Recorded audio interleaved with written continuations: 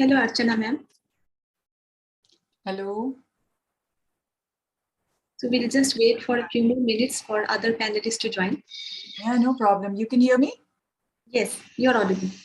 Okay, thank you.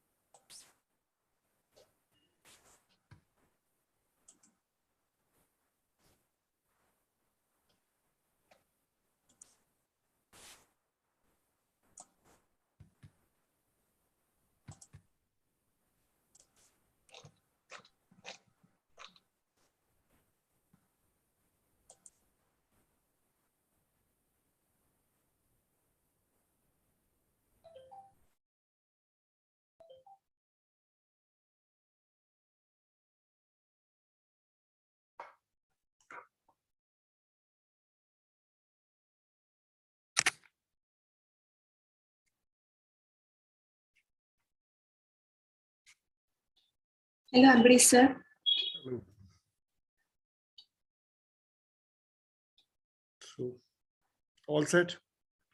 Yes, sir. Just waiting for the other members to join. Yeah. Okay.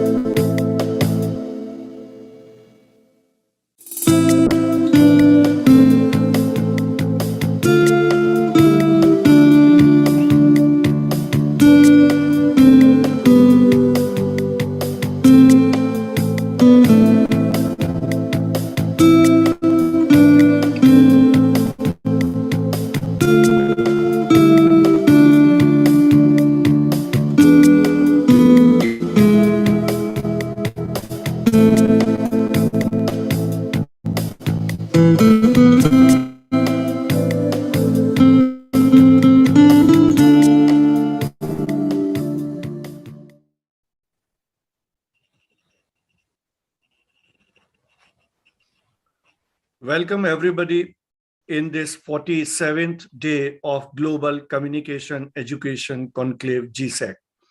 This conclave has been initiated by Global Media Education Council, GMEC, the first homegrown education council of India, which comprises media educators, researchers, professionals, and policymakers. The idea of setting up GMEC was mooted by Professor Ujjwal Chaudhary last year. Then like-minded people joined hands with Professor K.G. Suresh as president and Dr. U.S. Pandey as vice president. Today, GMEC family has grown to more than 60 members. As vice president of GMEC, I have been part of this academic endeavor since the time this idea was mooted. I find myself lucky to be part of this galaxy of media educators in this forum. Global Communication Education Conclave, GSEC, is the first step of GMEC. Many more academic and professional endeavors will follow. In GSEC, we have reserved evenings for academic deliberations and academic and enriching discourse with a global perspective. And all our sessions till date have been path-breaking. We have planned 75 sessions of GSEC, and we have already achieved more than 60% of our target. In today's session, I feel happy to share the company of Mr. Ram Bachan Ram, who is Deputy Director General, Engineering, All India Radio and Doordarshan, Dibrugarh, and who is the chief guest of today's session. Dr. Archana R. Singh, Professor in the School of Communication Studies, Punjab University, Chandigarh, is also with us today, as we feel proud to acknowledge her contribution and confer on her the Eminent Media Education Award. The keynote address will be delivered by Mr. Waqas Mahmood, who is lecturer in Govt University, Pakistan. In today's GSEC session, Mr. Vishal Kohli, a filmmaker and founder of Fish Eye Group, has joined us as a corporate speaker. I welcome all my distinguished colleagues in this GSEC session. My special assignment in this session is to introduce the moderator of the day, Dr. Amrita Chakravarti.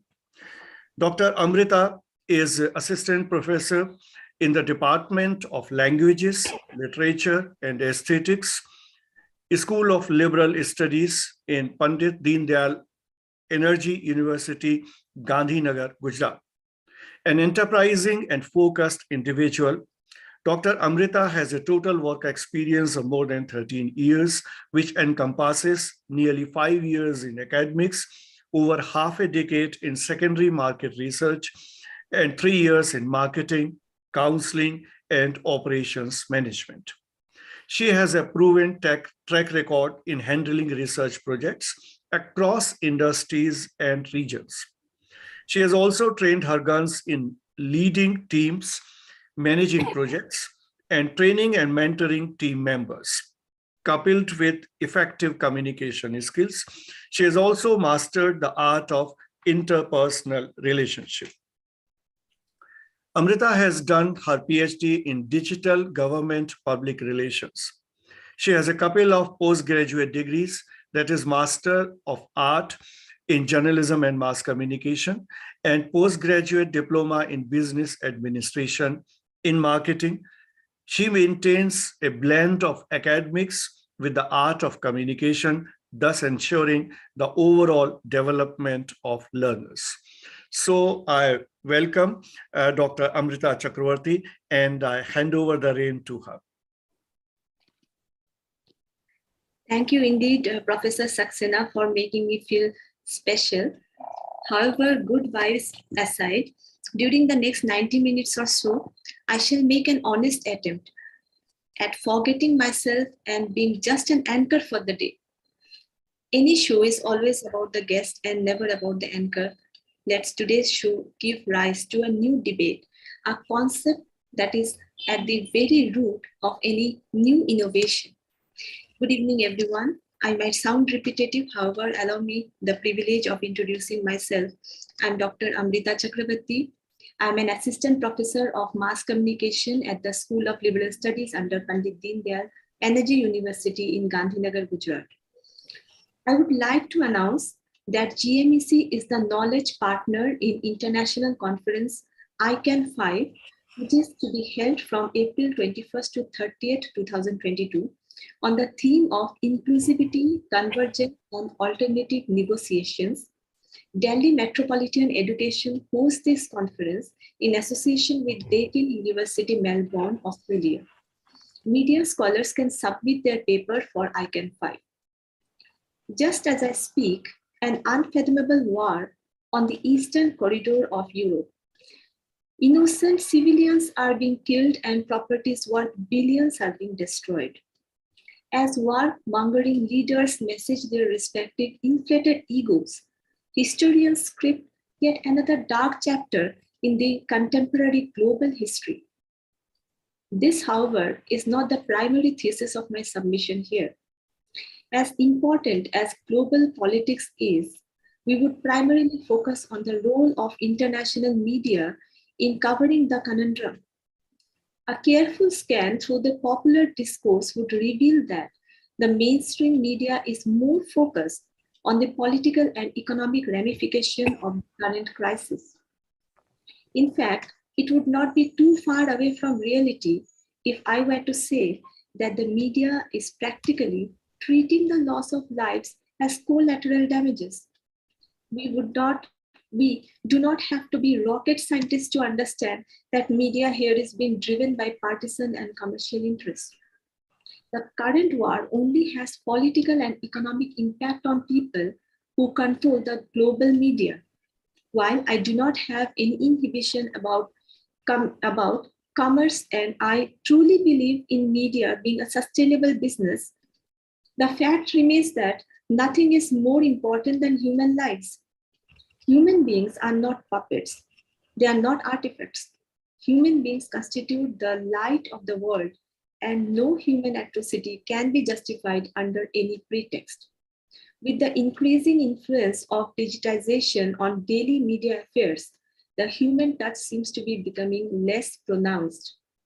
At a time such as this, we need to rekindle the eternal debate of concerning the relationship between press and development in all the hullabaloos around. It is pity that the academic community has forgotten its responsibility, that of reminding the press about its role.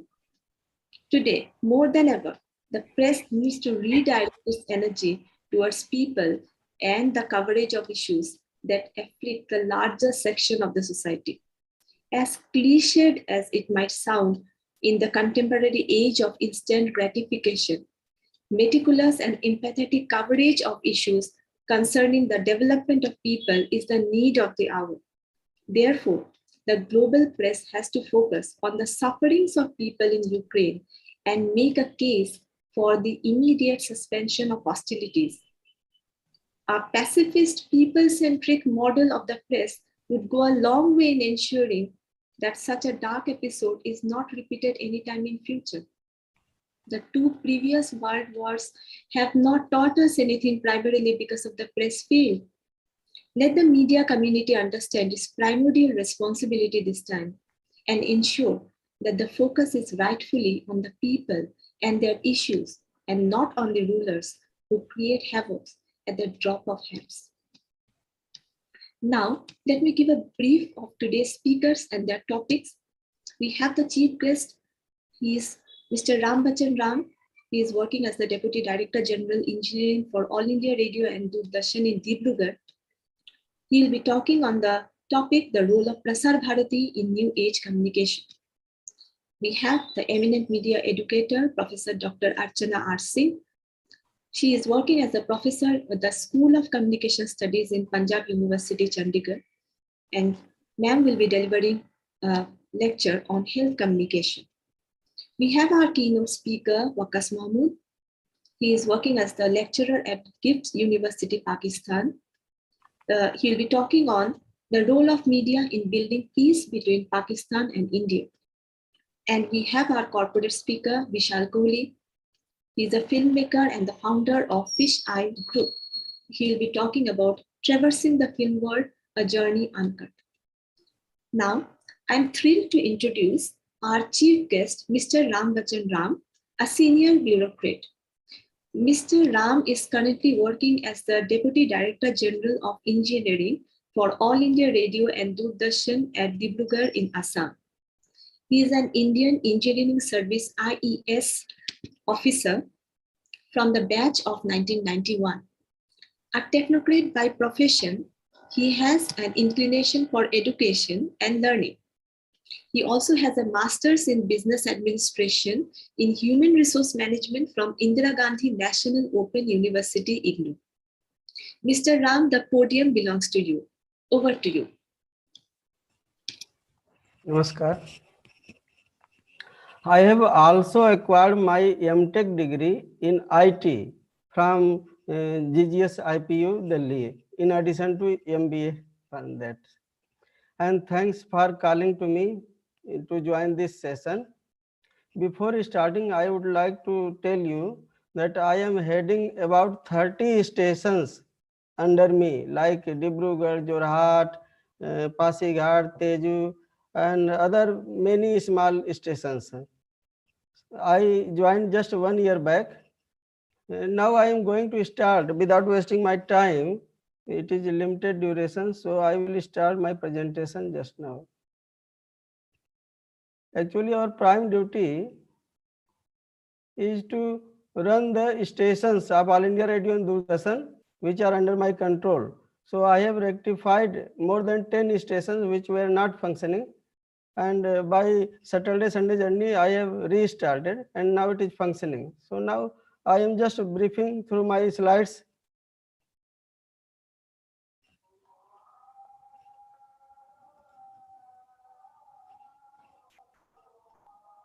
Am I audible to you? Yes, you're audible. Okay, thanks. My topic is press and development, a novel paradigm. In this regard, I will discussing about role of Prasar Bharati and electronic media, audio visual, mass communication for sustainable development of human and also other life. And the role of Prasar Bharati is very precious for human life as well as other living bodies, and also nationally as well as internationally. And I will be touching the few topics related with this: press and development, media and audiovisual services, ICT, UNO and ITU references, radio broadcasting and ARDD networks, world radio broadcasting trends and technology, electronic communication and radio broadcast, new media technology. Press and development. Press media has been in the business of helping people communicate their message through print and other media more than 100 years. Indian media consists of several kinds of communications of mass media like television, radio, cinema, newspapers, magazines, and internet-based website portals. Indian media is active since late 18th century. The print media started in India as early as 1780, and radio broadcasting began in India in 1927. Indian media dates back even before reign of Ashoka. So there is international chronology given here since 3500 BC and further till date. In Indian media, this starts from 1780 to till date. Different. It starts from Bengal Gazette India until date. Media means message information delivery system. Media is the communication outlets or tools used to restore or store the deliver information, message or data. It delivers the messages and information in the form of text, audio, image, data, video, multimedia, contents, etc. And the purpose is to create awareness through developing knowledge-based society. And mass media refers to a diverse array of media technology that reach a large audience via mass communication. The technologies through which this communication takes place include a variety of outlets. Broadcast media transmit information electronically via media such as films, radio, recorded music, or television. Digital media comprises both internet and mobile mass communication. Internet media comprise such services as email, social media sites, websites, and internet-based radio and television. Broadcast modes and history. Generally, broadcast transmission is done in 4 modes. First is terrestrial wireless, second is cable, third is satellite, and fourth is internet-based streaming modes. And first, terrestrial mode. In terrestrial mode, radio broadcasting was started since the invention of Giulio Marconi in 1895, and AM radio broadcasting was started around 1906 to 1920 and further. TV was invented in 1925-1930. FM was invented in 1930 to 1936. Radio broadcast was started in India during 1923-27, and the landmark date is 23rd July 1927. Satellite mode.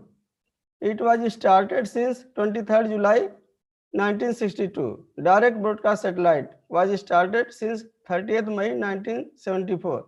DTH was started since 1990. These are the landmark dates for starting of electronic media. An internet mode, latest mode, it is email, webcasting, which were started in 93-94. Now digital radio broadcast has been started, and the chronological landmark date is since 1995. DRM came in 2003. After that, DRM Plus came, replacing FM broadcasting during 2011. Role of media is to provide information, education, and entertainment, creating awareness and sensitization, including current news. It is called the 4th pillar of democracy. The primary role is communication, to relay information from one person to another using mobile phone, radio, and television, newspaper, internet, and email. Media acts as a watchdog for accountability of democracy and implementation of manifestos of the government, creating awareness to public against malpractice, to monitor and evaluate the government activities, to make transparent and accountable, to preserve and develop socio-economic activities and cultural development. Of course, information is the power through media, mobile phone, internet, radio, television, and other media. And one quotation is, the greatest enemy of knowledge is not ignorance, it is the illusion of knowledge. So we need to clear the illusion by developing our knowledge-based society and awareness program.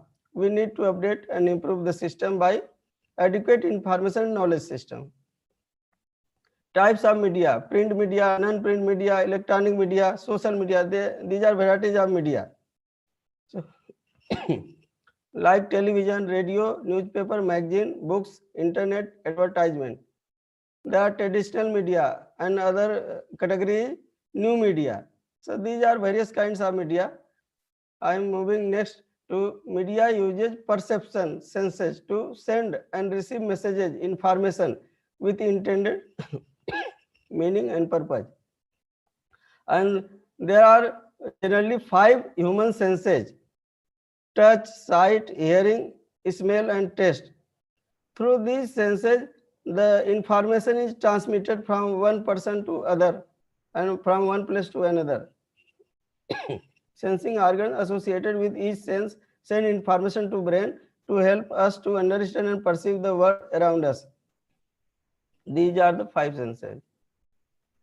And mass media, it refers to a diverse array of media technology that reach a large audience, masses via mass communication means. This media reaches to a large number of people, to various societies in states, country, and abroad. Broadcast media transmit information electronically via media such as films, radio, recorded music, or television. It is the process of creating, sending, receiving, and analyzing messages to a very large numbers of audience people via verbal, non-verbal, and written media. These mediums are wide-ranging, include print, digital, internet, social media, radio, television, mobile phone, new media, etc. The process of imparting and exchanging information through mass media to large segments of population indiscriminately. The electronic media does not discriminate like radio, television. It reaches to all kind of people in least cost and easily within minimum time. These are the objectives of mass communication: to bring a change in their belief, opinion, attitudes, and thinking on a number of issues like smoking, voting, religious convictions, donation, dowry, culture, etc. Mass communication is practiced on multiple mediums such as radio, television, social networking, billboards, newspaper, magazine, books, films, new media, including internet and social media platforms. And it is used to disperse, disseminate information at an accelerated rate, often about politics and other topics. And the characteristics of mass communication is wide and vast area, heterogeneous audience, distance between source and destination, no question of discrimination, professional communication, absence of feedback, intermediary channels, public message, use of machine, self-defined audience, use of specialist, rapid means of communication, cheapest, cost-effective means of communication, etc. And everyone is important here. Let us include all of them for national and international development, whether rich or poor or in middle, doesn't matter. And let us integrate all kind of people for integrated national development. This would be our motto. अपने लक्ष्यों और उद्देश्यों को प्राप्त करने के लिए कभी भी हार न माने. Never give up to achieve your goals, targets, and objectives in any kind of situation. These are the main objectives of the mass communication. Let us work harder and harder. Never give up to achieve our goals, targets, and objectives. And let us be optimistic and have positive attitude in any time, any situation. anywhere. Let us never lose hope and try again and again to get success anyhow, because we have to survive and excel in our life. We should not allow, practice or promote superstition in any kind on mass media communication. Let us think and act logically and rationally for the problems and its solutions with proof. Let us have courage to say no to superstition. We should not help or promote any kind of superstition, either directly or indirectly, because it is more than cancer in the society. It restricts development. It is a kind of atrocity, we can say. Types of mass communication. We have discussed news, radio, television, billboards, print media, like that. Public broadcasting involves radio, television, and other electronic media outlets whose primary mission is public service. Funding mainly comes from governments. It is funding from both sides, its own income, and also about 50% from the government. So it is mixed type of funding arrangement. AM and FM radio, television are used generally for public broadcasting. Primary mission of public broadcasting is public service media engaging citizen. The British model, widely accepted, embodies the following principles: universal geographic accessibility, universal appeal, attention to minorities, contribution to national identity and sense of community, distance from vested interest, direct funding and universality of payment, competition in good programming rather than numbers, guidelines that liberate rather than restrict. Public service broadcasting is broadcasting made, financed and controlled by the public for the public. It is true democratic. And Prasar Bharati has two major components: All India Radio and Doordarshan. So All India Radio is basically audio based program and received, transmitted both, mostly audio. Sometimes data is also sent. Nowadays in multimedia environment, some picture may also be sent. These facilities are inbuilt nowadays, upgraded. And it is part of Ministry of I&B. Prasar Bharati is a major electronic media organization. We have vision and mission for AIR and Doordarshan Prasar Bharati.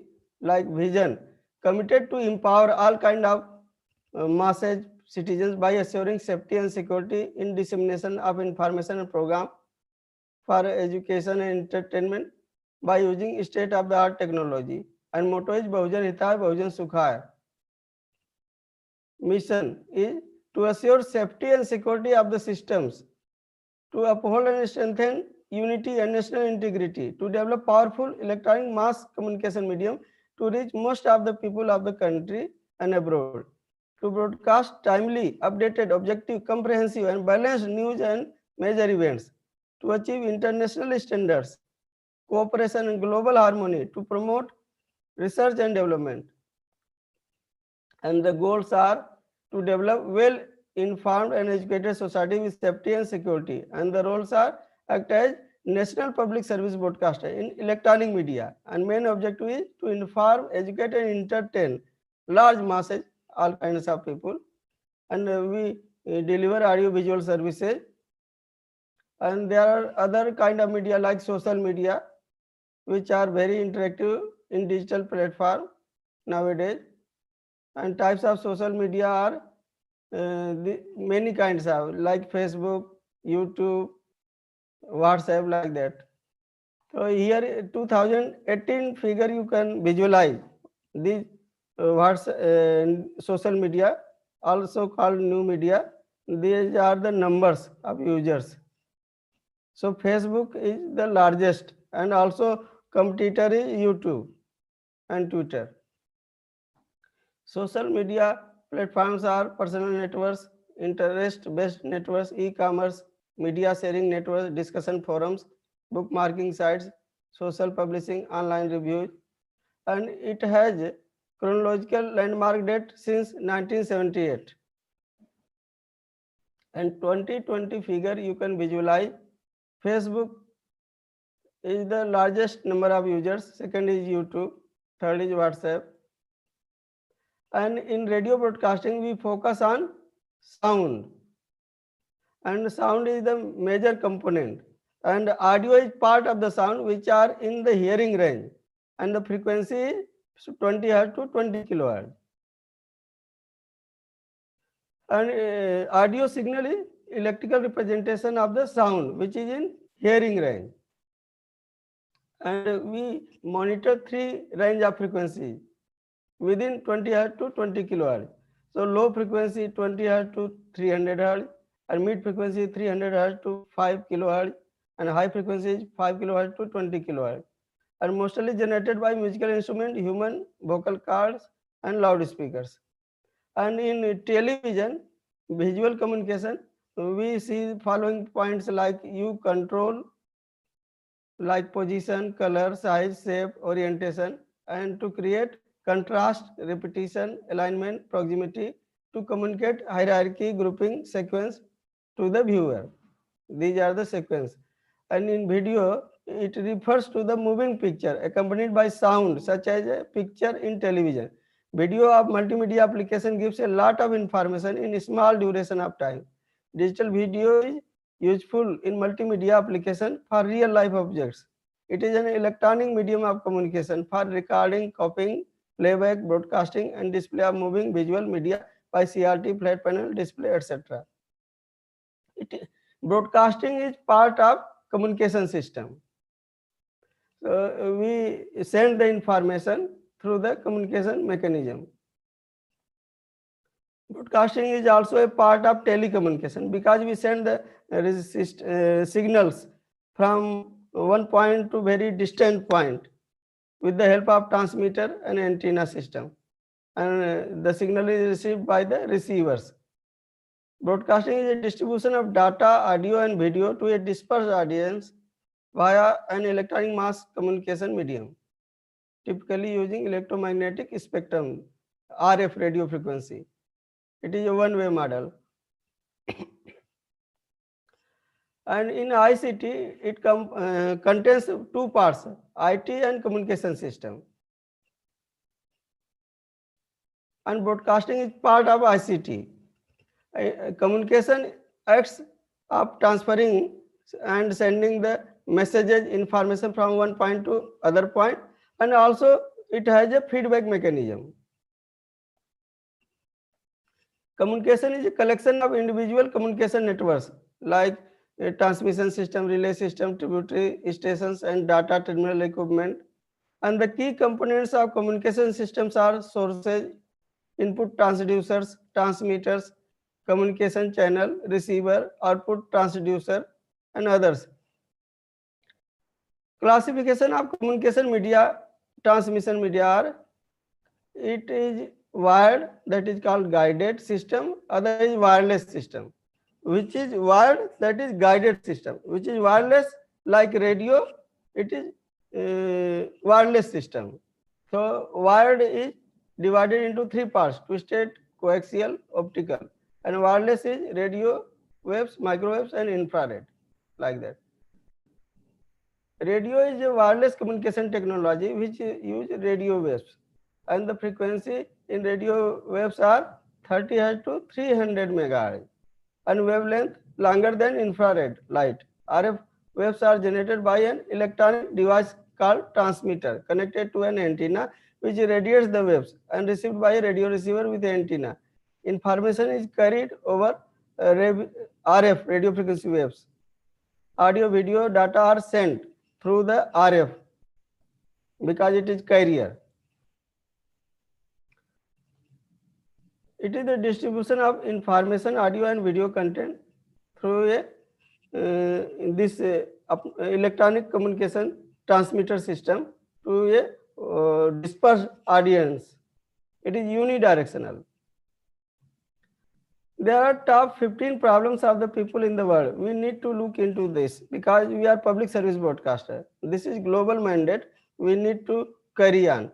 Like we have to think the global problems like poverty, hunger, poor health, poor quality of education. In inequality among people, lack of clean water and sanitation, pollution, and inability to afford clean sources of energy, poor quality of decent work, economic growth and employment, lack of industry and innovation, and poor infrastructure, lack of sustainable development in cities and communities, lack of responsibility of proper consumption and production, desertification, exploitation of natural resources, poor quality of life below water and land, lacking delay of peace, justice and strong institutions, conflicts, wars like situation and non-cooperation. These are part of UN Agenda 2030. I have taken from that. Mr. Ram, sorry to intervene. You kindly wrap up the discussion in next 5 minutes because it's a time-bound program. Okay. Thank you. So this radio and television both uses radio frequency spectrum. It is called electromagnetic spectrum, and a large range is total range is 3 kilohertz to 300 megahertz. So we use part of that range, and we have a studio transmitter system, and in between studio transmitter system, so we call artists, record their program, and we broadcast it through our transmitters. And All India Radio has coverage increasing since 1947, since day of independence. I am showing the highlights of radio broadcasting stations: 483, Studio 232, like that. And total transmitters as on date is about 650. Nowadays it is stable in quantity, and we have 4 tier of service: local, regional, national and external services, and we are covering 50% geographically, and also we are covering by language and dialects. We have Doordarshan network also, satellite channel 36, studio center 66, DTH 112 numbers, satellite earth station 42 numbers, and covering about 85% geographically and population 90%. And this is ICT index, and India rank is, you can visualize, very low, 134. World broadcasting trend is anytime, anywhere, interactive, compatible, multiplex, multimedia, and compatible with new technology of ICT. We have terrestrial mode of transmission like AM, FM. We have digital radio transmission system worldwide like DAB, DRM, SD radio, ISDBT, DMB, DVBH, satellite radio, internet mode radio system.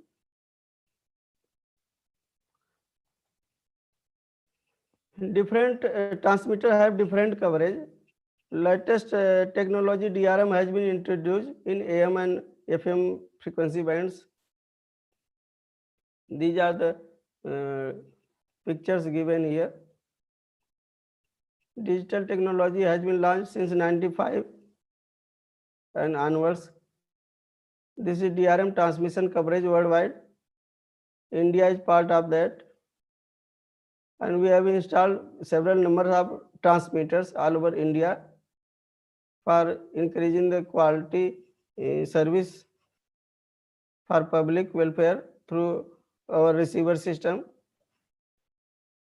We have satellite based broadcasting system also. We send the signal to satellite and receive from the satellite. Satellites are basically 2 types: passive satellite and active satellites. And minimum 3 satellites are required to cover the whole globe. Satellite relay the radio and television programs and data. It uses mainly 3 types of technology: rocket technology, microwave technology, space and atmospheric technology. It has uplink and downlink system. It uses C-band frequency, Ku band, Ka band, and earth system, uplink and downlink system. ground-based and satellite-based. Uplink frequency is higher than downlink frequency. And we have new broadcast and media technology and mobile communication technology trending towards new media, and you can say artificial intelligence oriented. We are moving day by day, automation. But information security is very much required for securing the system of media and other ICT networks, because all are interlinked. This is summary. Let us think and take suitable action for achieving the sustainable development with adopting green technology concept. We need to go green day by day. When we are moving away to green, then we are destroying ourselves. If we want to survive and excel, then we need to move to green technology for sustainable development. And our vision, mission, goals and objectives should focus accordingly, and it should be linked with SDG of UN Agenda 2030. For freedom, equality, solidarity, tolerance, respect for nature, and shared responsibility. And we need to improve our existing installation and the systems, technically as well as administratively, non-technically, everything, socially, economically, all. And pollution should be minimum, and ventilation is required for public health better. And thanks to all of you for listening to me. Namaskar. Any question? Thank you, Mr. Ram, for an extremely well-informed talk. And you have talked about a lot of things today in this small, given time of just 15 minutes. As you have started with the mode of broadcast, you have also talked about the chronology of radio broadcast. You've also diversified your talk across multiple media platforms, including social media. And you have talked about the roles and responsibility of media very well. And other than that, the most important part of your talk was the technicalities of radio broadcast and television broadcast, which I would say that only an engineer would understand better compared to the non-engineering background people like us. And it was really an eye-opener for all of us. It was great to know so many things. And last but not the least, you have summed up your entire talk. And you have also talked about the responsibilities that we should have for the development of media, focusing on greening. So thank you so much for your time and for participation in today's event. Let us now shift our attention to the session's eminent media educator, Professor Dr. Archana R. Singh, one of the most prominent media academics in our country. The Global Media Education Council is proud to announce that Professor Singh is being conferred with Stellar Contribution Award to Media and Communication Education. While it would be very difficult to sum up Professor Singh's long list of contributions, let me give it a fair try. Professor Singh is a professor at the School of Communication Studies under Punjab University in Chandigarh. She started her career as a journalist in 1986 and continued to explore different areas in the field of mass communication until 1997, when she started teaching. Since then, she has been a full-time learner, teacher, and researcher, and in that order. She has a PhD in health communication as a recipient of the prestigious UGC Junior Research Fellowship from the renowned AJK Mass Communication Research Center under the Jamia Millia Islamia University in New Delhi. She won the gold medal in both her bachelor's and master's degree. She has more than 150 academic publications, including journals and papers, and book chapters, presentations, and seminar talks. She has held many administrative posts at Punjab University. She completed some very prestigious research projects, such as Science for Women and Health and Nutrition, through community radio, which was a project by National Council of Science and Technology Communication, Department of Science and Technology, Government of India. Presently, she is a member of a Punjab University Cambridge project on transforming India's green revolution by research and empowerment for the sustainable food supply. She is heading the media section of the project. Professor Singh is a recipient of the Senior Social Scientist Fellowship from ICSSR in the subject of mass communication. She takes time out to write features for newspapers, make radio programs for Punjab University's community radio, make documentaries for the university, run a blog, write poetry for leisure, and record some voiceovers from time to time. Now, I would request Professor Dr. Ambrish Saxena, the Vice President of GMEC and the Dean of DME Media School in Noida, to confer the award to Professor Singh. I would also like to invite the Secretary of Global Media Education Council, Professor Ujjwal Chaudhary, to also participate in the conferment of the award. Thank you, Amrita. So I hereby announce the conferment of this Excellent Media Educator Award to Professor Dr. Archana R. Singh.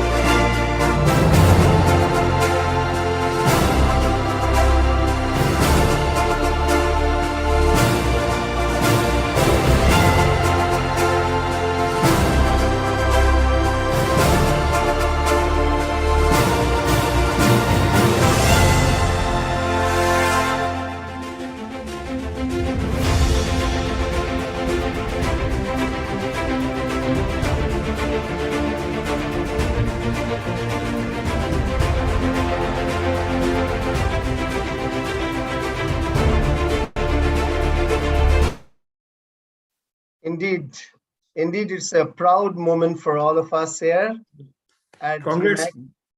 Congratulations, ma'am.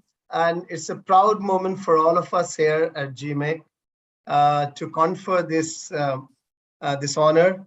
In fact, we are honored to confer these honors on you, someone who has contributed to media education at such depth as Dr. Amrita has just now mentioned. I had less opportunity of directly interacting with you except once or twice, but what I have been watching, seeing, learning, and even reading in social media, I found and I still find you to be a strong votary of radio and the print medium. I see that you, one of the pioneers of campus radio, Radio Jyotirgamaya in your institute, in your university, that you started perhaps 10 or 11 years ago, more than a decade ago. I also see a poetic side of you. I mean, you often use a lot of shero-shairi in your social media. You express your thoughts more through poetic language often. And there is a strong humanist side, the way you have been writing against wars and violence at several times. Humanist side, and I find you extremely popular with your students, not just those who are currently studying, but also of the past. And above all, it seems you are a very, very committed family person as well, from what you write, what you talk, and what you express in the public domain. It's indeed our pleasure to have you amidst us. We are eager to listen to you.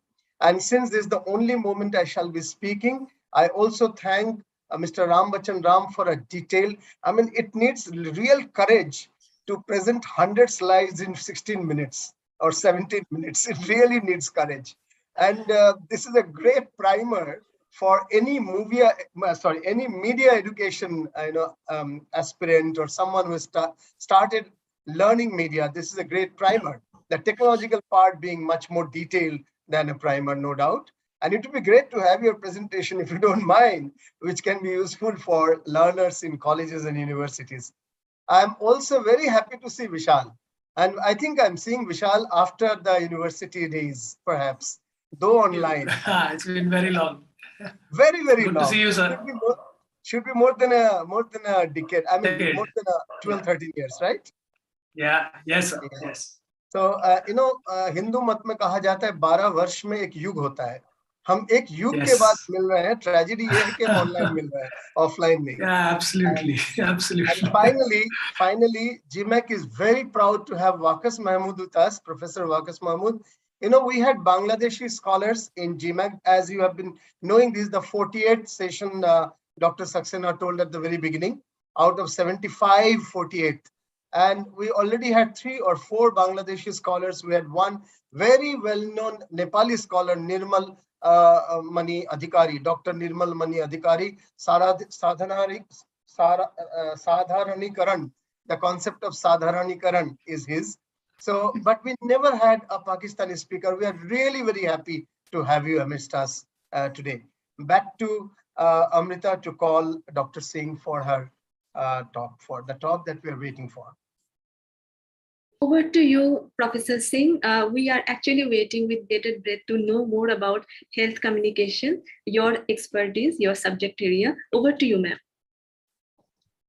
Thank you so much.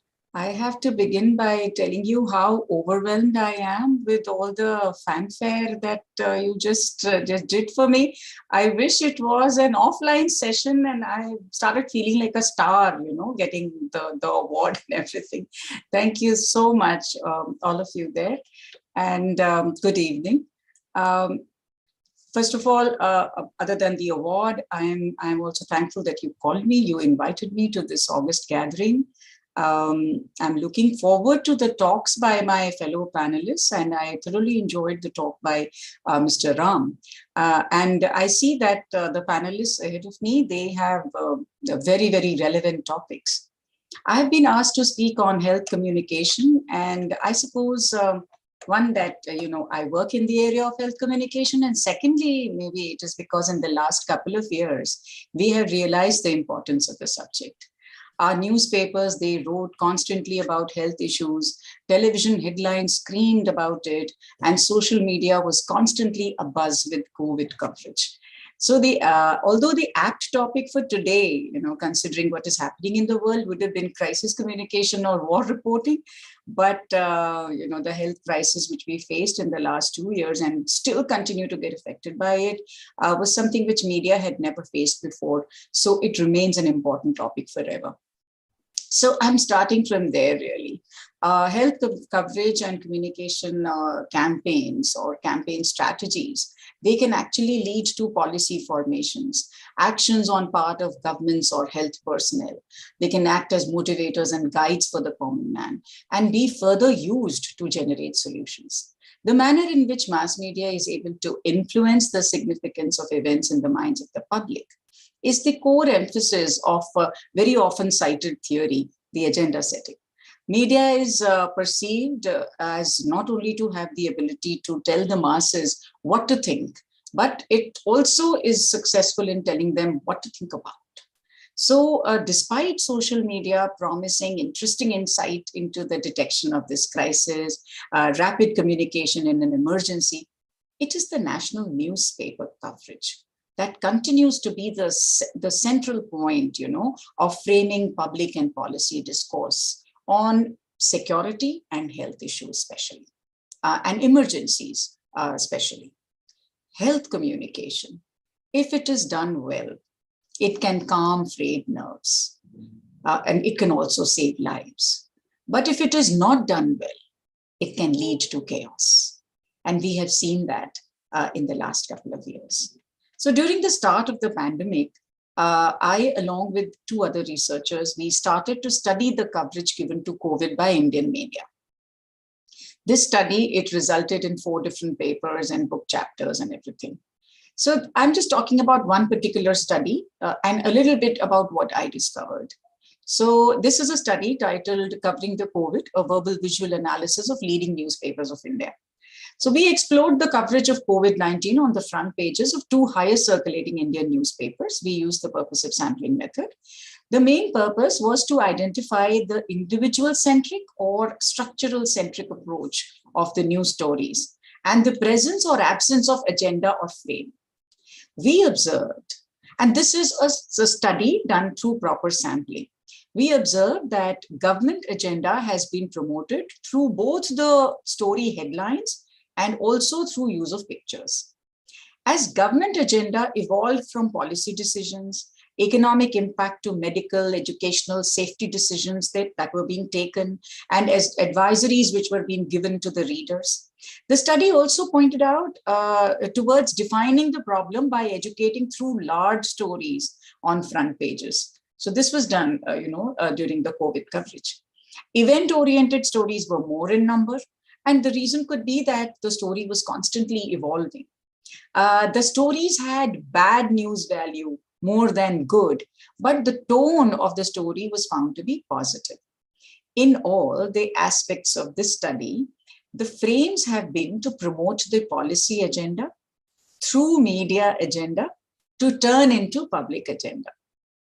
These tie in with the functionalistic approach of news values, in which news selection is not understood as a direct response to certain stimuli, but as an intentional act to reach certain ends.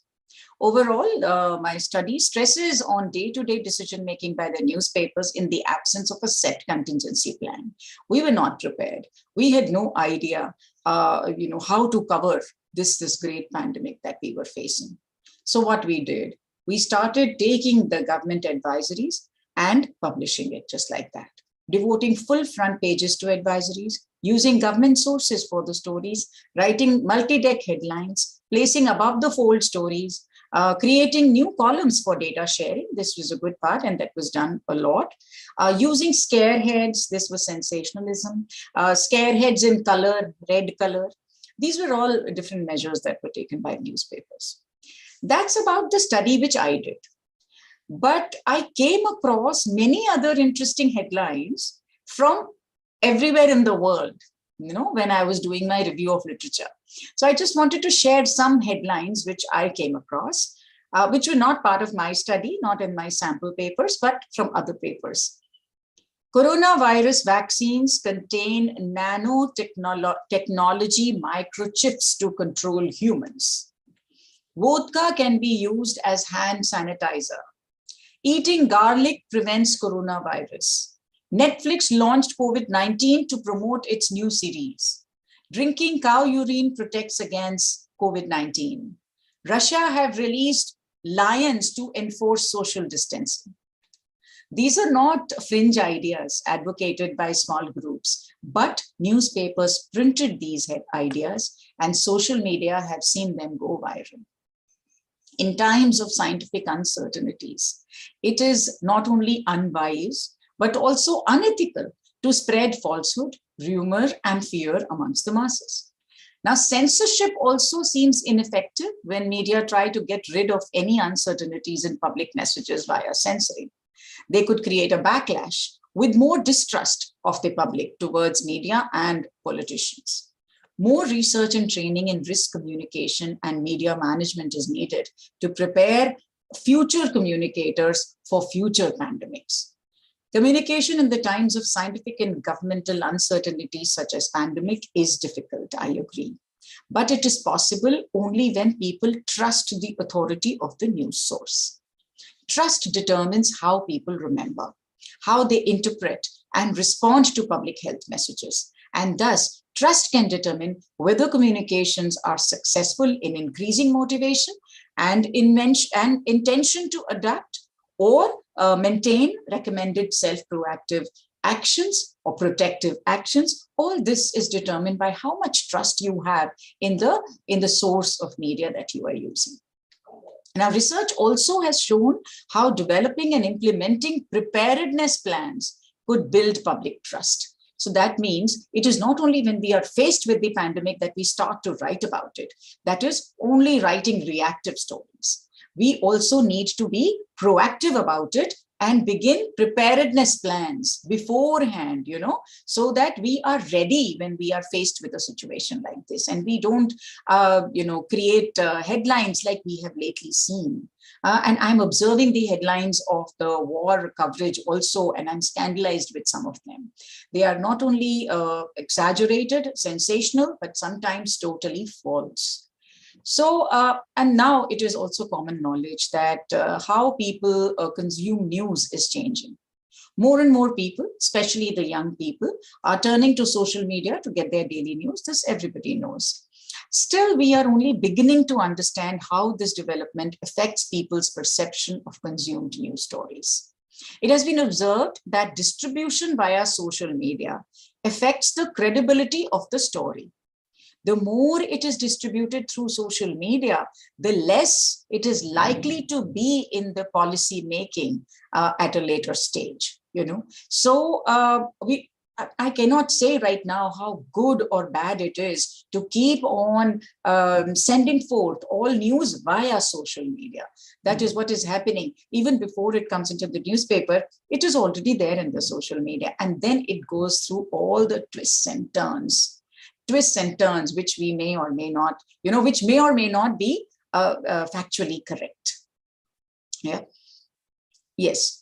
Less trustworthy. Yes, this is what I'm saying. So the effect is also strongest when politicians are intermediary senders. When we receive that social media information through the politicians who act as intermediary senders. And to some extent, it also depends on the party affiliation of the intermediary sender and the social media audience. Who is sending, who is receiving, and how it is being perceived. The outsourcing of news from social media is prone to make mainstream press all the more slanted towards urban news. That is, now I'm coming to the technical aspects, of how the news may be perceived. Now, this is mostly urban, which is of interest to only a small number of people. The people who are on social media are people who have access to all modern gadgets of information reach. The digital divide broadens to totally marginalize the non-internet savvy population of this world in this intermediate give and take. So we send our news through social media to newspapers and back to social media. We are doing the rounds like that, but then we are leaving out a lot of people, from this information sharing. On the other hand, now I want to argue with myself, and I do it all the time, argue with myself in my head. Only a minuscule population uses social media, which is true. It is also the population that reads the mainstream English language papers. It is also the population that sits on decision-making positions. It is also the population that gets retweeted by the common man, and it falls under the influential category. So what they say, what they think, what they decide is actually for everybody. All of us, everybody gets affected by the decision makers. So it's all very complicated, whether we should go through social media or not. Actually, we have nothing, we're not able to do anything about it right now, because that is the via media that is being taken. So that is status quo. Social media platforms are tools for information generation and spread. In responsible hands, these tools can create new information, relevant scientific findings. They can share details about protocols to be followed. We notice that. They can, compare approaches being followed the world over. We can do that ourselves.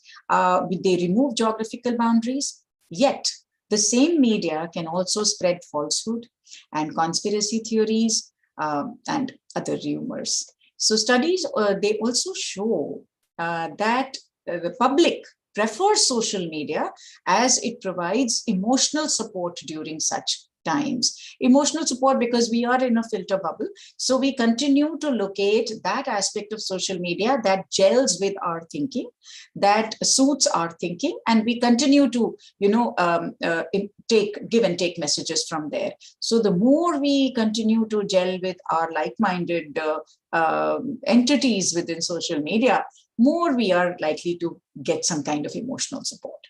So that's what is happening. We do realize that in present times, social media is indispensable. During COVID-19, COVID pandemic, the most important need of the hour was to spread timely and accurate information to the public so that the standard operating procedures could be well understood and followed. All of us observed this deluge of information about COVID-19 flowing unchecked on social media. WHO began its effort to curtail the spread of COVID-19 outbreak, but a global epidemic of misinformation was being spread very briskly through social media. And in fact, the WHO Director General said, we are not just fighting an epidemic, we are fighting an infodemic. Yet it wouldn't be wise to put, infodemic. It wouldn't be wise to put all the blame on social media for the spread of misinformation and negativity. Why? Because its usage is determined by the capability and the intention of its users. The infodemic is as real as the epidemic.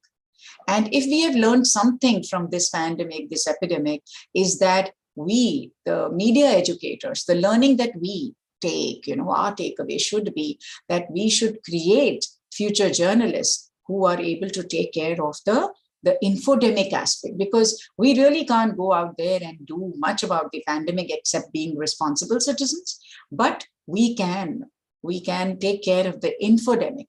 And with regard to this, controlling the spread of fake information, I refuse to call it fake news. As you know, is the common term, everybody calls it fake news. But I have gotten into so many debates related to that because I believe it's ironical, because if it is fake, it is not news. If it is news, it is not fake.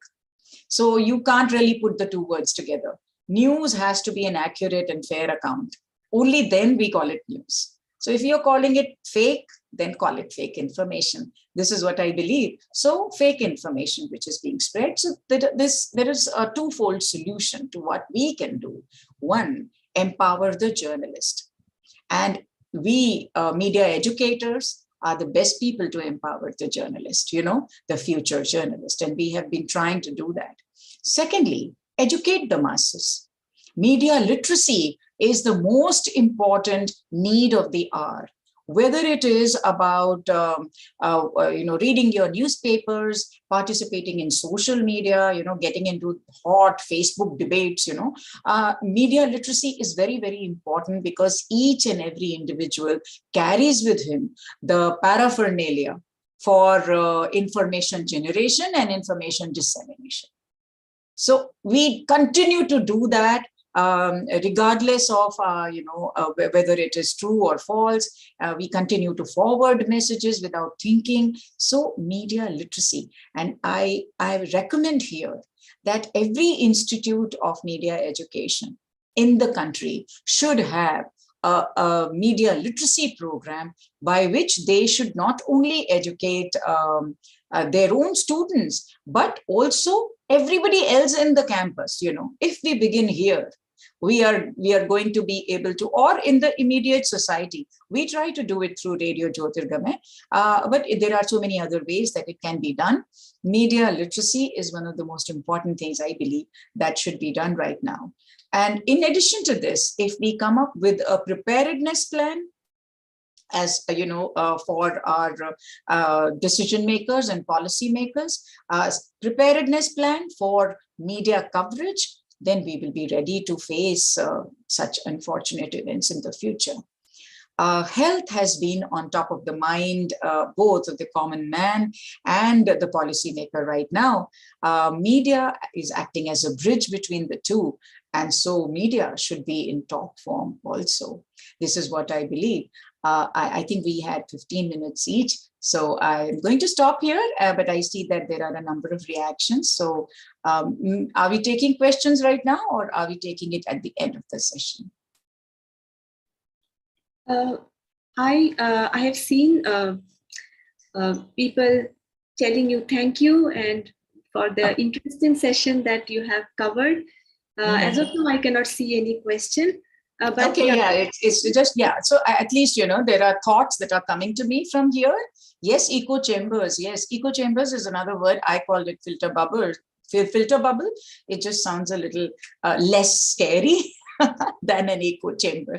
Yeah, but yes, you are right. It's what that means. Yes, and yeah, this is what there is that is happening. Thank you so much, and I'll be happy to take questions later. Thank I would you. ask Thank you. Professor Chaudhary to say a Yeah, few words. I totally agree with this sentence that if it is news, it cannot be fake. If it is fake, it cannot be news. And Amrita will agree. I have myself repeated it in several meetings, several programs earlier. With this whole idea of creating a national movement called #FightTheFake, Yes. we are trying to create a broad-based collaboration, because these times are times of collaboration and not competition. So we are trying to create a collaboration of 22 organizations as of now. More will join. So there are 9 universities from India, Sri Lanka, Bangladesh, and Nepal. There is UNICEF in it. There is the Press Club of Calcutta and the Press Club of Dhaka. And apart from that, there are 4 colleges, 3 media houses, and alt news and social media hoax layer.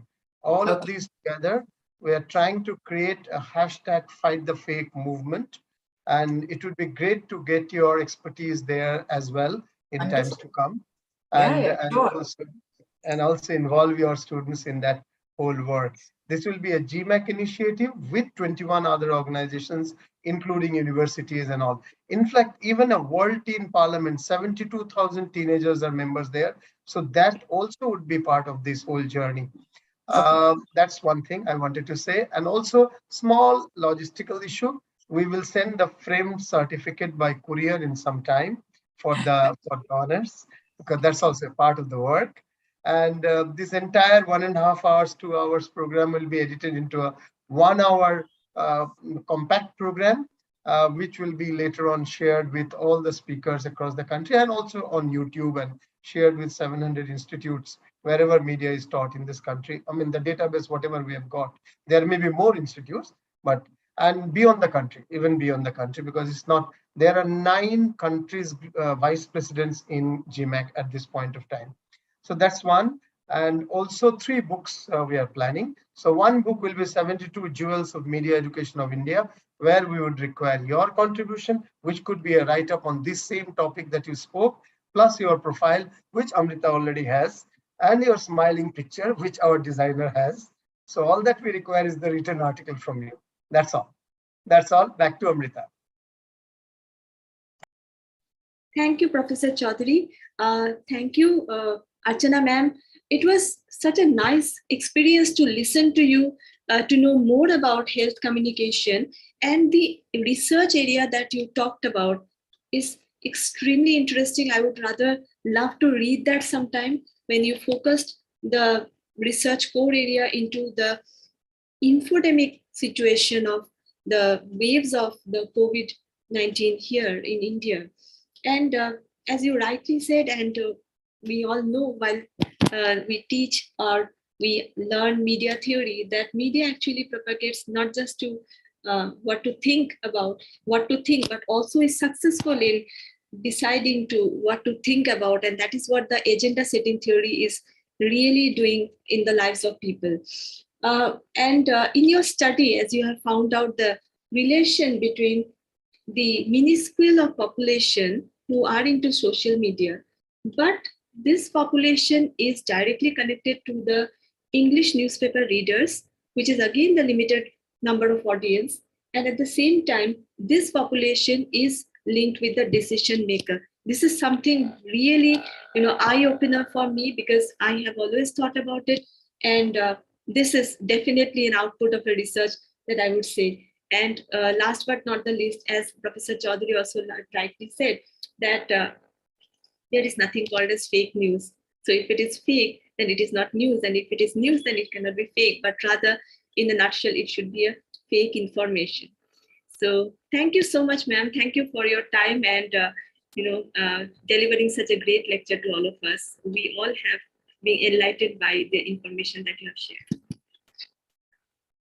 Now I shall move on to our keynote speaker for the day. Mr. Waqas Mahmood is a lecturer at the Govt University in Gujranwala, Pakistan. He is also a PhD scholar at the Islamia University of Bhavalpur in Pakistan. His doctoral research is on misinformation on social media. Wakas has more than 8 years of professional experience in mainstream media and digital media as a news reporter and an editor. Earlier, he has worked as the news editor at G News. He has also worked for Up Tak News and Dawn News as a reporter. He has worked as a lecturer at the Swedish Institute of Technology in Gujranwala, Pakistan. Currently, he is a visiting graduate scholar at the Department of Communication and Media at the University of Michigan Ann Arbor in the United States of America on a 6-month-long, that is January 2022 to June 2022, research fellowship, which is fully funded by the Higher Education Commission in Pakistan. Over to you, Wakas. We are really waiting to listen to you and your topic of discussion that you are going to present today. Over to you.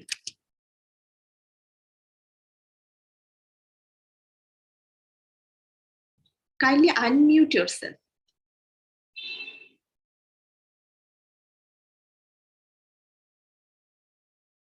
Sorry. Thank you so much, Dr. Amrita, and I'm really honored to join you. And I have I have checked the profile of GMEC,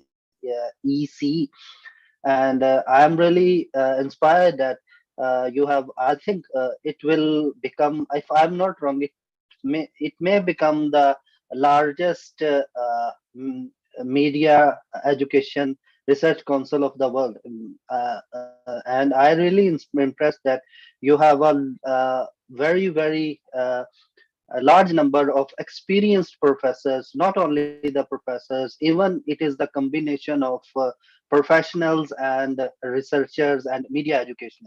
Because I think there is a gap between professionalism and research. So I think you are achieving this goal, that you are uh, combining the uh, combining the professionals and media researchers.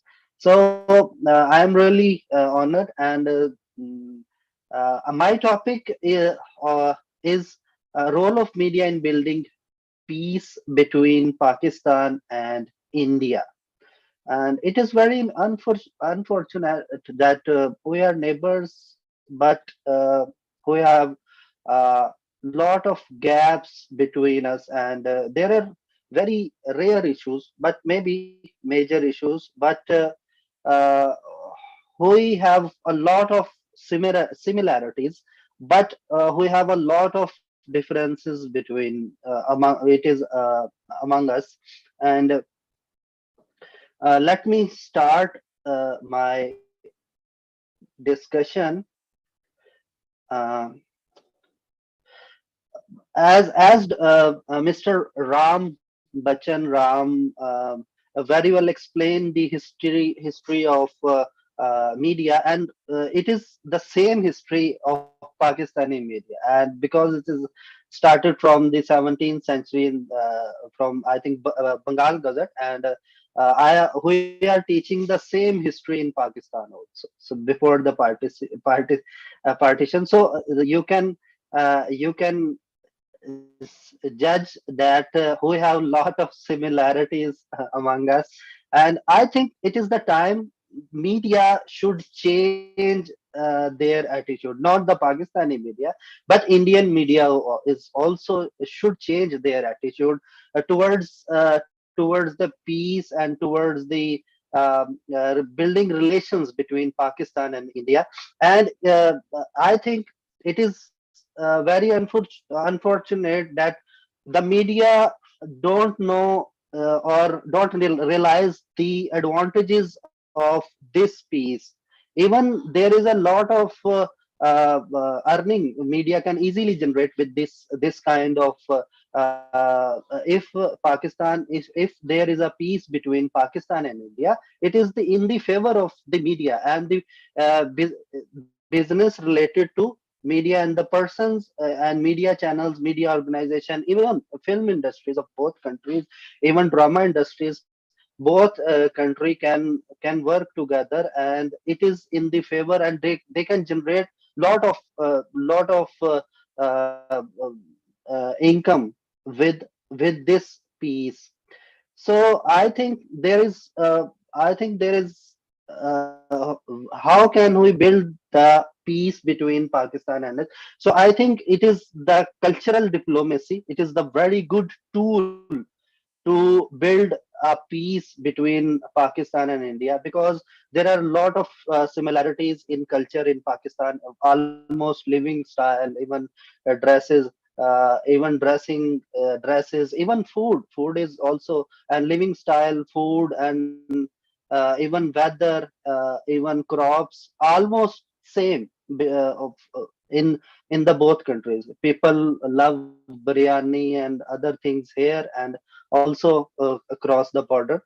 In your side, they love almost same dishes in Pakistan and India, and almost our dressing style, our even language is almost same. And I think it is time to change this attitude. Every time we, even if I talk about the next generation, who are teenagers and who are university students, they are working together. I have many students who have very good friends in India. Even I have many friends in India. That's why I am here to talking with you. And so I think things are changing slowly, and I can explain that how things are changing now. This is a group. I am just quoting up one group as an example, that it is a India Pakistan Heritage Club. You can check the members, 260K members, and it is a very good group. You maybe many of you experienced this kind of groups and pages. It is very good to promote the cultures of different countries. You can check this group. It is a very good, and you can see a post about the Ukraine, and everyone is in Pakistan and India on the in the screenshot of left side. You can see that even Pakistani and Indians are really concerned about uh, the war in Ukraine.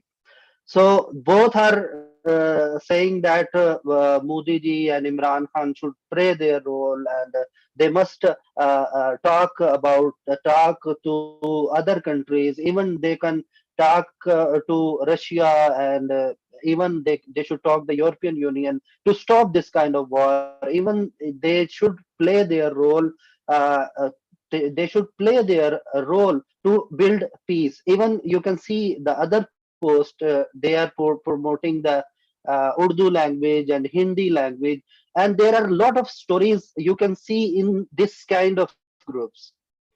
And on the death of Lataji, you can see the comments from both sides. Even India and Pakistan, they have same pain, and they are really sad about when the Lataji died in last couple of uh, week.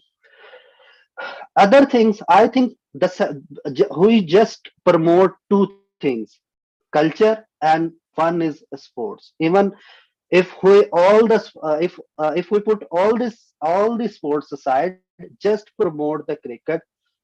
And it is very unfortunate, whenever the Pakistani team played with India, when in Australia or in Dubai or in England or any other playground in the world, the stadium is jammed. Stadium is jam packed, and it is all, it is full.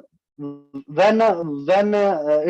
doesn't matter where is the stadium and in which country they both teams are playing.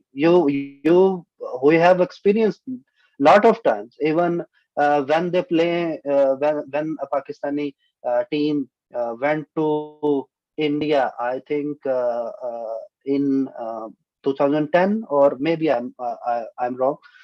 In Chennai, I think they played the last match, and more than 1 lakh people, 1 lakh spectators saw the match in the ground. And it is very unfortunate that we generate revenue, we can generate revenue from the cricket, but we are generating for other countries, not for Pakistan, not for India, but our spectators from Pakistan and India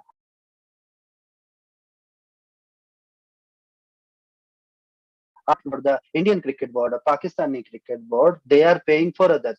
And the same thing, there are a lot of sports, just like hockey, just like wrestling.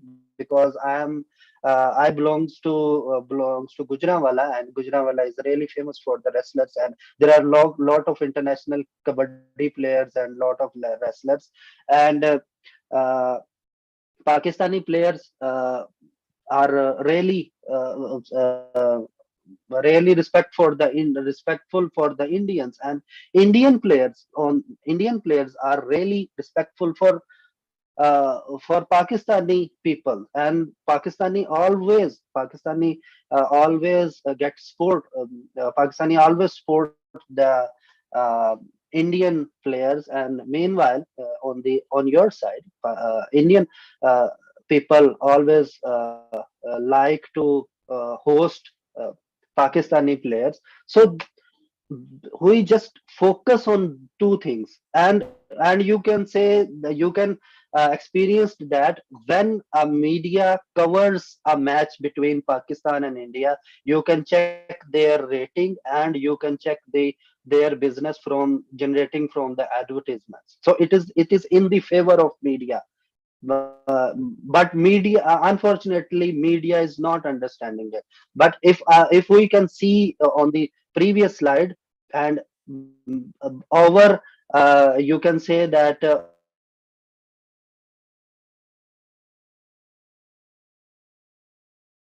over very building peace. So I think social media is very good in promoting culture and promoting peace among Pakistan and India. And uh, you can say that people from both sides are sitting together. We have experienced in England, in Dubai, even in the last matches, both are celebrating. They are not celebrating the team. They are not supporting their teams, but they are supporting the peace, and they are supporting the sports between Pakistan and you can see that even in this picture. It is an older picture, but you can experience that how Indian people are supporting Pakistani players, and you can see that how they are happy to see Pakistani players. And on the other side, you can in with the same Pakistani people, they have lot of respect for the Indian players. So thank you. It is my short presentation. So I think uh, we should work on these things. Even just two things: promoting culture and promoting sports. So that's it. Thank you so much. Thank you so much. If Thank you so much for this lovely talk, Wakas. It was really great to know so much about the similarities in culture, although we know that we belong to the same land earlier, and then we are all the victims of partitions, be it there in India or in Pakistan, especially those people who live in the border areas of India or Pakistan, or even for that matter, for those people who live in the border areas of East Bengal. Generations or forefathers have definitely faced the consequences of partition. And it was really nice to know that even when Lata Mangeshkar passed away, there were so much of reactions from the people of Pakistan, because normally the media of India would not cover that up. And you also highlighted about the cricket diplomacy. So this is something new that we got to know. But yeah, ideally true that there are a lot of politics for bringing the entire thing into focus. as if the war happening between a cricket match of India and Pakistan. But so is not the case. It's just a game. It's just a sport where everyone should. I think they have in the sense of cricket, both nations are now mature. I think I have observed when I thought about when we talk about the last 10 years.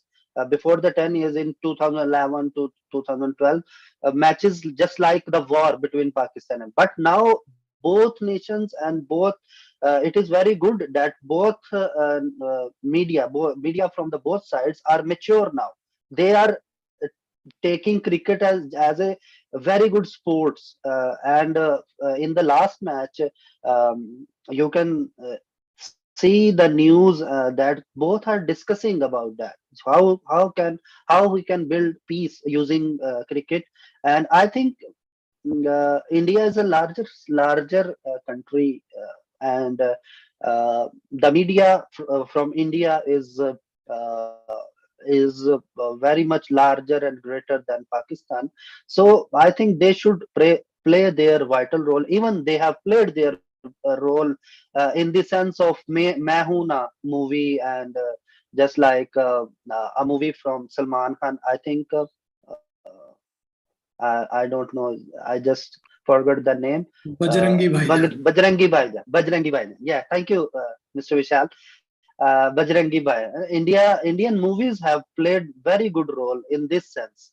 Uh, but unfortunately, the news media from both sides, they are promoting the sensationalism because they don't know how to earn from, and how to generate income, how to generate uh, income from the peace. And it is very good for the both sides. Media must be understand that there is a not there is a income, and there is a revenue in the positivity, not in the negativity.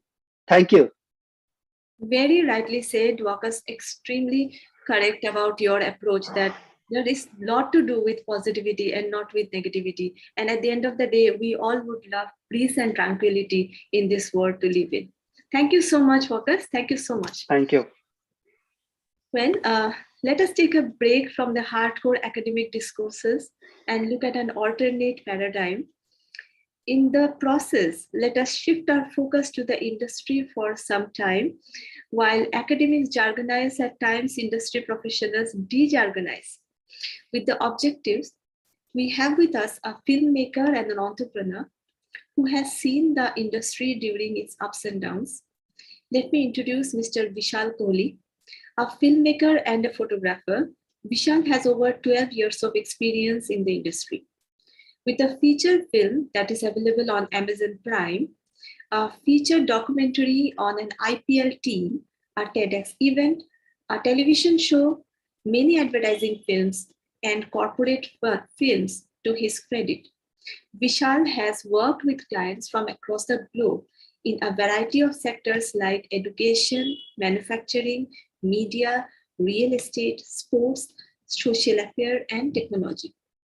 Earlier in his career, Vishal understood the value of creating a firm, which in his opinion can add a lot more value to the society at large than he could individually do as a freelancer.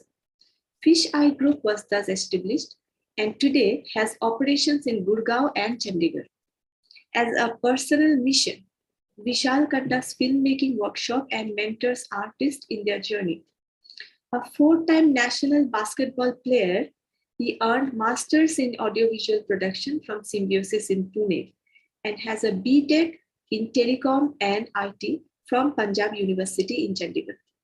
Before finding his passion for storytelling, Vishal worked as a software engineer for 2 years in the IT industry. Vishal, please grace the virtual podium. Over to you. Thank you, Amrita. And thank you, GCEC, for this inviting me to this. And I don't know if academics jargonize or in the industry, we have a lot of jargons of our own. But I highly support formal education, and that is one of the reasons before jumping into the field, I joined Symbiosis and took a 2 years mass communication course. And the fundamentals of everything that I'm implementing today, the fundamentals I got from that organized education sector. And I just want to, I'm a little overwhelmed. I really don't talk a lot on events. I'm behind the camera. I'm not a performer. I'll just share my screen and let's take it from there. Is everyone able to see my screen? Okay. So I'll start with what is creativity? And I'll just try to sort of deconstruct creativity and then get into the process of filmmaking. See, as a child, we would all have made a boat, a paper boat, and a paper aeroplane. And but then there would have been someone who would have created an aeroplane like this, and then there would have been someone who would have created a swan, origami swan like this, right? So, and then as a child, we would have drawn on paper and, something like this, a hut with its private road. I would possibly call it the national drawing of India. And then there would have been someone who would have drawn something like this. So, and why am I, taking all these examples and comparing this? Creativity, I hear a lot of people saying that she is creative, or you are creative, or he's not creative, he shouldn't join such and such field. But what is the difference between the person who made this and this? Is a lot of hours of work in perfecting the craft, in making mistakes, in learning the nuances. So creativity, in my mind, I would not say I have had a huge, long career, but in my experience is the result of a lot of work and deconstruction of the process of how you create something that stands out from the rest. There would be some people who are God gifted. I'm sure we know a lot of people who can sing very well, a lot of people who can just draw by not putting a lot of hours. But then for the rest or most of the people, it's a lot of hard work. And as a filmmaker, I have, as Amrita introduced, I've had the opportunity of working on a lot of medium, from a feature film to ad films. So what the medium that I work with is an audio and visual medium. And I'm very careful when I'm working on the medium that there is an audio component to the medium and there is a visual component to the medium. And my job is to sort of marry both of them so that it can create a harmonious product that is, of course, going to be consumed by an audience. So if the visual is complementing the audio, then it is a good product. Suppose the visual is showing the same thing that the audio is saying, then I might as well just close my eyes and hear radio, right? So, and what I am trying to get at from creativity to all of this is we need to break this process down into certain processes so as to sort of arrive at where the final product needs to be.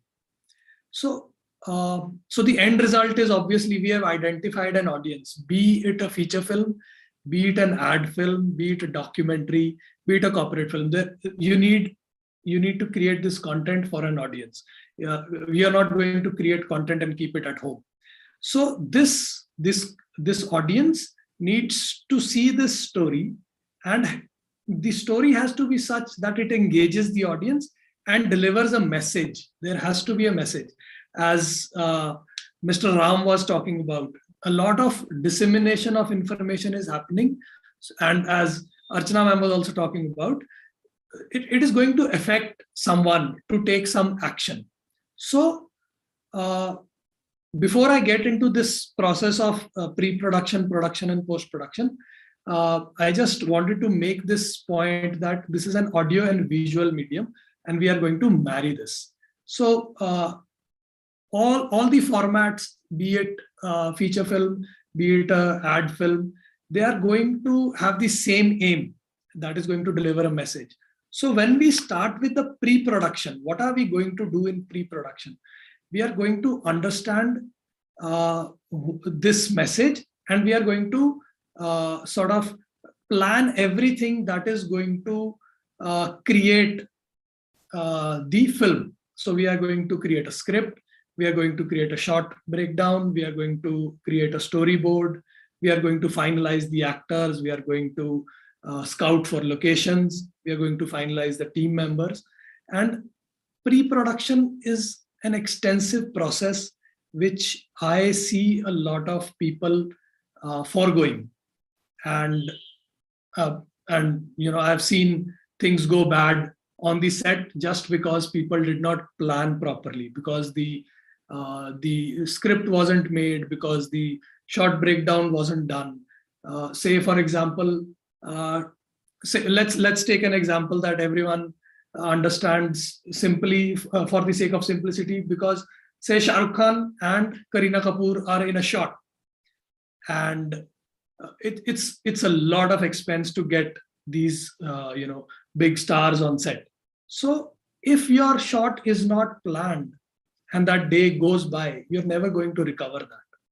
And that is where I want to stress to everyone to invest a lot of time in pre-production. It is the cheapest process, and we plan on paper, we can cross-reference, there is time to correct the errors. But once we get into production, it is now moving to production. Production is possibly the smallest part of the whole process, and it is going to be at least 60 to 70% of all the budget that is allocated for this particular thing that we are creating.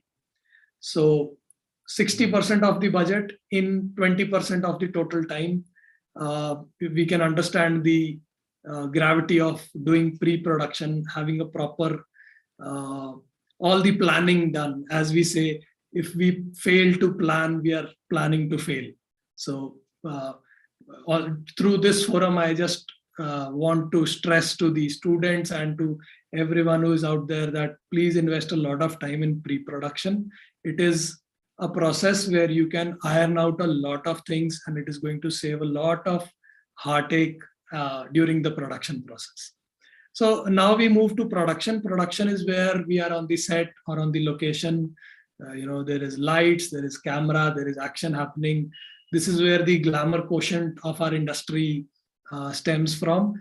And I see a lot of people who come into this field is because they want to get into the production process.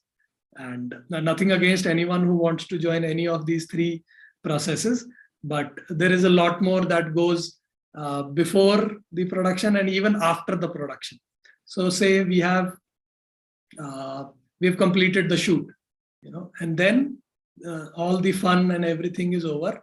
Now we move into post-production. Post-production is where this whole the footage that has been shot is taken into a lab, and we are going to sort of separate the non-good part from the good part and form a story from all the good footage that we have. And this is going to be the longish process. So say more than 50% of the time is going of the total time required for creating this thing is going to be here in the post-production studio. And the post-production studio will comprise of an editor, his assistants, colorists, people who are going to do a lot of digital data management. Today we are in the digital age, and digital data, a lot of people don't possibly understand when they start out.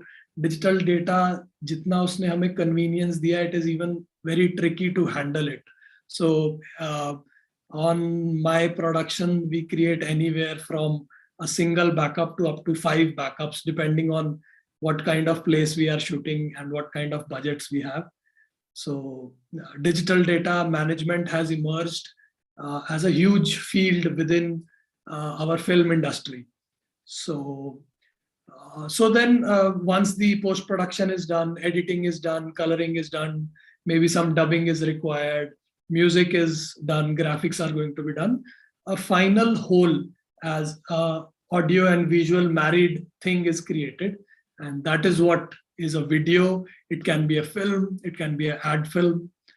And so this whole process of creativity, of creating a film is divided into many smaller processes so that the intended result can be achieved.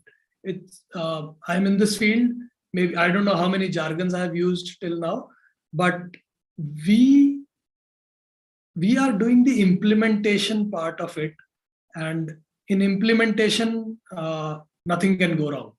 So again, I would stress the importance of pre-production in the whole process.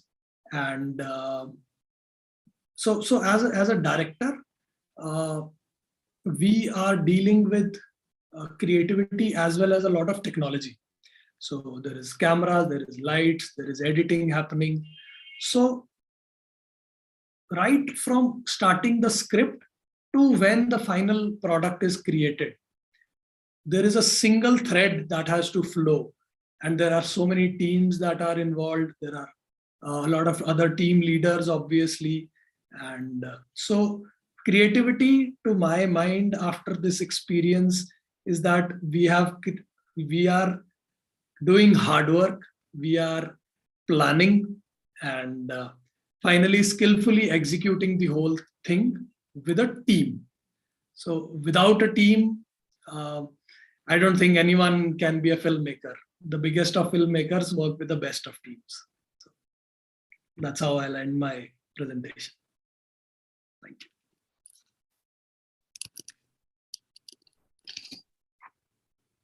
Thank you, Vishal. Thank you so much for such a great presentation on the entire production process. And in a very limited time, you have actually explained your exposure and your experiences in this process of pre-production, production, and post-production process. And also, I would definitely agree, and I think everyone would agree to you, that it's very difficult to understand the necessity or need of the audience and create something to engage the audience. And that is the biggest challenge that any film producer, act filmmaker, or any content producer would face at any given point in time. So you have shared all your experiences about pre-production, the emphasis of the nuances, the importance of a team, and how you and your entire team work with a dedicated team for the production of the entire thing.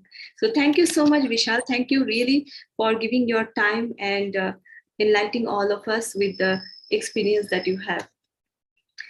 Thank you.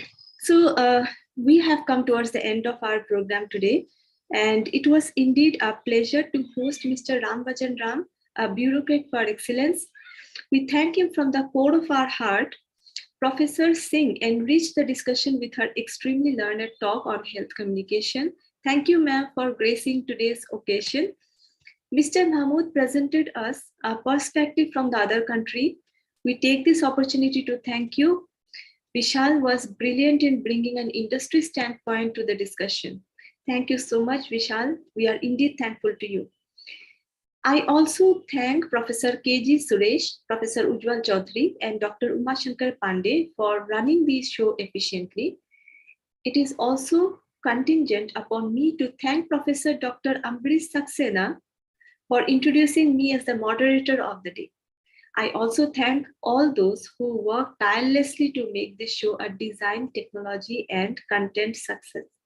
Last but not the least, let me thank all those who spare time to attend today's webinar. Wisdom and information, as they say, never goes waste, and I'm sure it was a fruitful experience for them.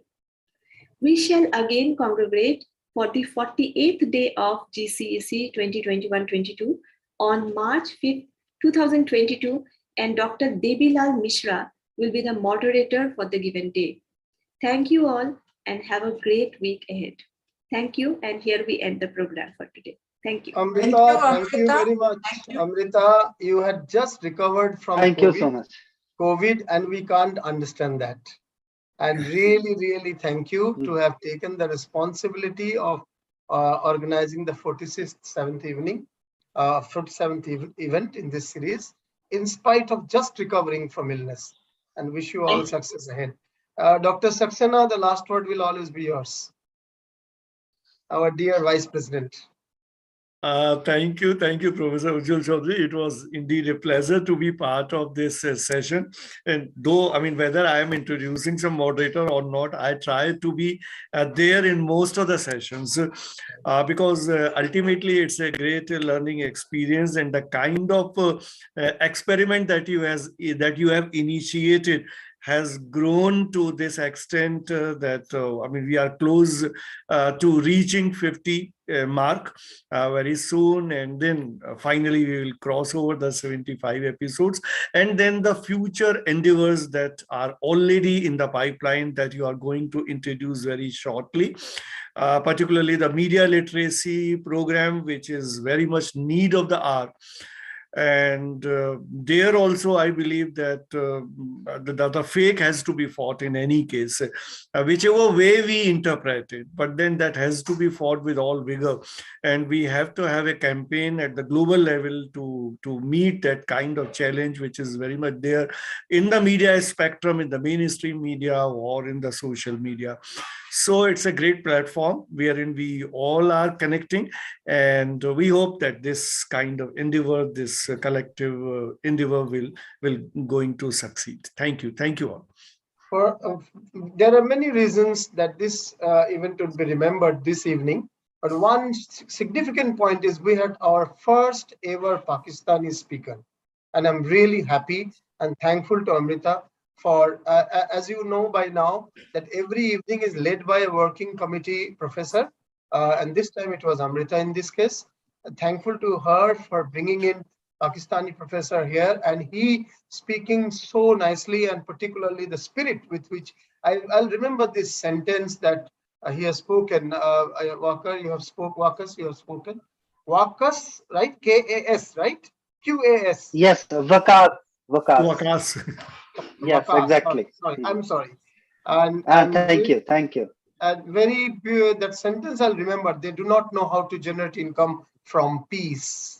They only think. Yeah, exactly. Thank you so much. The wars can only generate income. In fact, just as a matter of fact, the world's largest sector of income revenue in the world is arms and ammunitions. That is the highest revenue in the world across the world. The second one is food and beverage. And third one, till COVID came, the third one was travel, hospitality, and So sadly, all things that make us survive by food, all things that make us see different worlds come secondary. All things that make us kill one another comes first. So indeed, that sentence will linger in my mind. They do not know how to generate income from peace. Just for information, 3 books we are coming out, one of 75 jewels of Indian media education, in which from this session, Dr. Singh goes, one on reflections on contemporary media, where all the expert speakers go, and would look forward to contributions of the other speakers in that. And one book, today there was no research paper, but usually we have a research paper as well. So one book on the research papers as well. 3 books are coming out. Fight the Fake. That's our next battle, and that will be And not just online, it will be online, offline, creative, books, films, and all together. And that will be the first South Asian experience. And Mr. Professor Mahmood, I'll talk to you later on that. But already we have enlisted support from Sri Lanka, Bhutan, Nepal, and Thank you. Bangladesh, apart from India. So that would be a major South Asian effort. And then we are also starting a series of 50 focused areas of monographs and single person talks. So like today is a bouquet of speakers. There it will be one person on one focused area and a monograph of 5,000 words plus coming out on each topic.